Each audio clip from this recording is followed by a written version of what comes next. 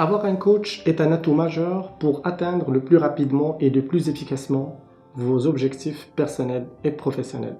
Il est certain que le coach ne va pas faire le travail à votre place et ne va pas vous prendre en charge, mais avec son aide, il va vous accompagner dans votre processus de découverte et de réflexion pour vous remettre en question et atteindre la destination que vous avez choisie vous-même. Avoir un coach, c'est avoir de l'aide, c'est avoir de l'accompagnement, c'est avoir un partenaire à part entière.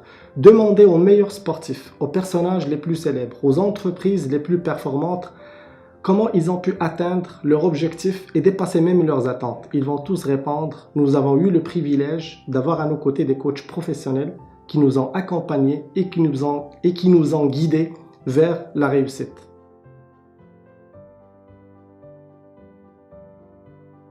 Avoir un coach, c'est avoir un professionnel de l'écoute, qui écoute ce qui est dit et ce qui n'est pas dit, qui écoute vos émotions, qui écoute vos motivations, pour voir et vous faire voir ce qui vous manque ou ce qui vous empêche pour atteindre vos objectifs. Avoir un coach, c'est avoir un professionnel du questionnement, qui pose des questions puissantes auxquelles vous n'avez jamais pensé ou auxquelles vous avez longtemps tenté d'éviter car elles vous sortent de votre zone de confort. Le coach pose des questions qui font progresser le client, qui lui ouvrent de nouvelles possibilités et qui lui inspirent des solutions ainsi que la façon de les mettre en œuvre.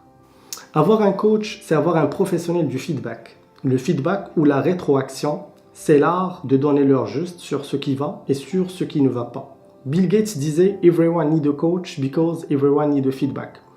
Sans feedback, on ne peut s'améliorer continuellement. Les meilleures performances sont le fruit des meilleurs feedbacks. Avoir un coach, c'est avoir un professionnel qui donne des requêtes audacieuses. Difficile de concevoir une démarche de coaching sans formulation de requête. La requête est une action nouvelle qui émerge après une prise de conscience et qui incite le client à démontrer, pratiquer et approfondir de nouveaux apprentissages. Le client s'engage à mettre en pratique les requêtes de son coach pour se mettre en action plus rapidement et plus efficacement en vue d'atteindre ses objectifs.